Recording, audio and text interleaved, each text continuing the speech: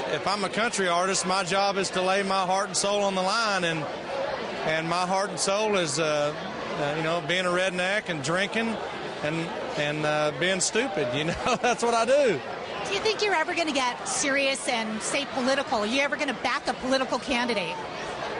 No, I don't think I'm ever going to get serious. I'm never going to be political or religious or anything that's going to get me in more trouble than being wasted all the time already gets me in. You're not getting sick of tweeting, "I am so drunk right now"? You know what? Look at me. You look at me. I drink alcohol, and I always will until I die. And I don't care if you like it or not.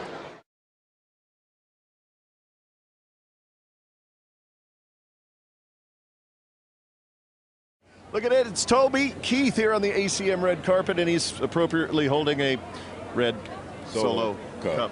Boy, you're just forever entwined, tangled with a red Solo cup. It's what we've had them on the bus forever, and so we're having a little beverage before we go on the show tonight, and I just kind of walked out here with it.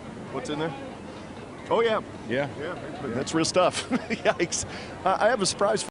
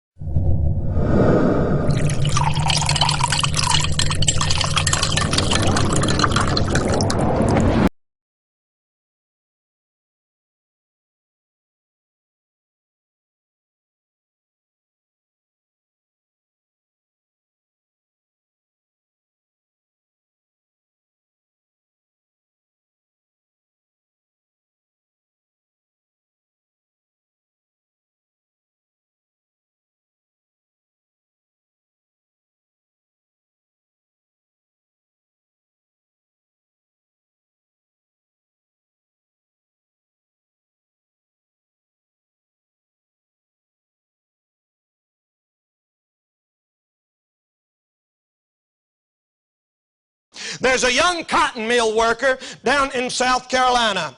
He had a sweet wife and a little baby. One day, on a Saturday morning, he went to town and got drunk, as he usually did on the weekend. His wife and little baby and their neighbor was sitting on the front porch talking. It was a beautiful Saturday morning. They saw him come up the street. He was staggering. She said, "You better leave. He's drunk." The neighbor left and went to her house. When he come up there, he was staggering around, and he's beginning to cuss and scream curse words at his wife. She took the baby and run in the house. And he was fussing because supper wasn't ready. He came in and chased the wife through the house under the influence of our public enemy, number one. He picked up a piece of stove wood off the hearth and hit his wife in the head, knocked her down, knocked the baby out of her hand. He picked up that little baby under the influence of the demon of drink and took a butcher knife and sawed that baby's head off of its body. They said that man's handprint was down in the head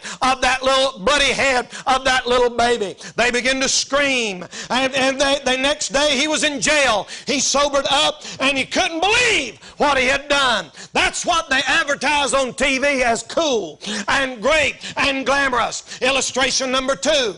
A 12-year-old 4-year-old boy came home one day and found his drunk father trying to choke his mother.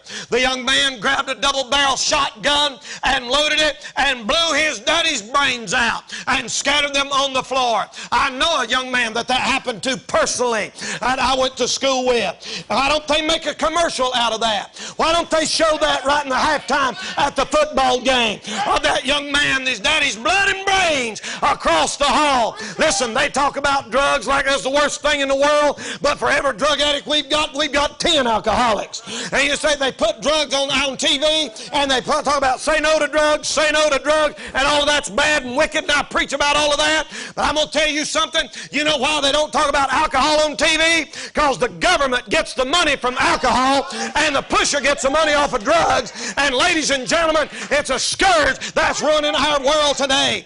Illustration number 3. A man has been drunk several days. He's fussing and cussing with his family. He picks up the baby of the family, slings it through a plate glass window. You say, how could a man do something like that? Under the influence of alcohol. It's all the mom could stand. She grabbed a pistol and shot him 6 times. He lay there in the floor, lifeless, as a result of our public enemy number 1. Illustration number 4. There's a businessman who drank heavily. It takes years for alcohol to get you.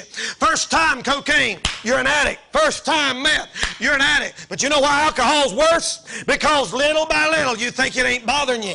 Little by little you do it every weekend. And the first thing you know, it's got its claws wrapped around your life in such a way that you can't never, ever, ever get loose. And that man began to cuss, and he died in delirium tremors. And a nurse standing by his bedside, she said, I never ever want to see a man die who's been under the influence of alcohol. She said he was screaming. She said he said his bed was full of snakes and the devil was coming in his room. His eyes turned green, and then he died and went into eternity into hell.